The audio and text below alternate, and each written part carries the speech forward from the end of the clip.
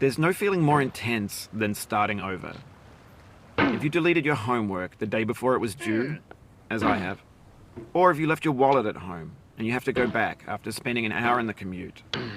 If you won some money at the casino and then put all your winnings on red but it came up black. If you got your best shirt dry cleaned before a wedding and then immediately dropped food on it. If you won an argument with a friend and then later discovered that they just returned to their original view.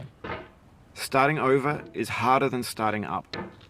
If you're not ready for that, like if you've already had a bad day, then what you're about to go through might be too much.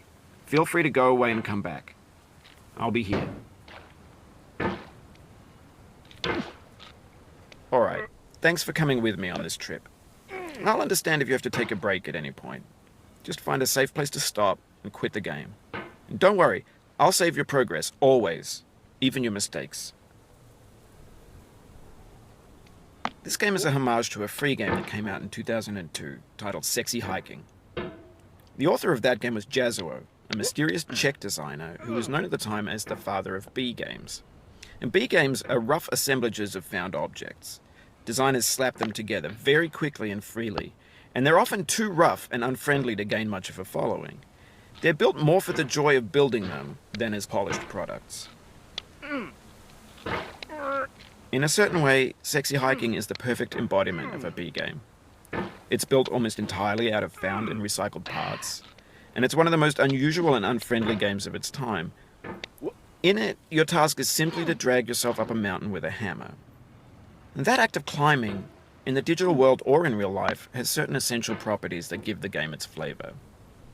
No amount of forward progress is guaranteed. Some cliffs are too sheer or too slippery. And the player is constantly, unremittingly in danger of falling and losing everything.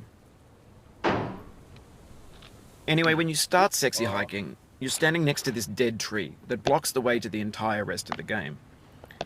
It might take you an hour to get over that tree, and a lot of people never got past it. You prod and you poke at it, exploring the limits of your reach and your strength, trying to find a way up and over.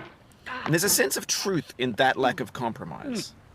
Most obstacles in video game worlds are fake. You can be completely confident in your ability to get through them once you have the correct method or the correct equipment or just by spending enough time. In that sense, every pixelated obstacle in Sexy Hiking is real.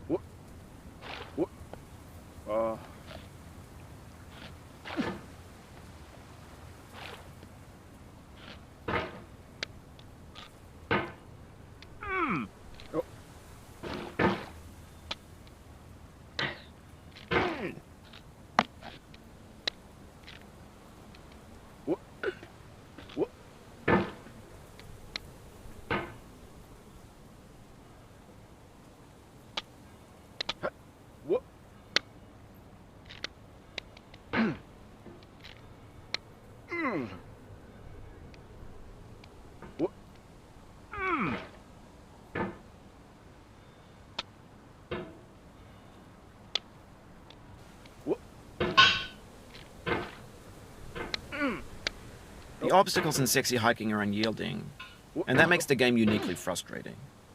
But I'm not sure Jazuo intended to make a frustrating game. The frustration is just essential to the act of climbing, and it's authentic to the process of building a game about climbing.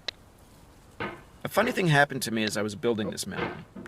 I'd have an idea for a new obstacle, and I'd build it, test it, and it would usually turn out to be unreasonably hard. But I couldn't bring myself to make it easier. It already felt like my inability to get past the new obstacle was my fault, as a player rather than as a builder. Imaginary mountains build themselves from our efforts to climb them, and it's our repeated attempts to reach the summit that turns those mountains into something real.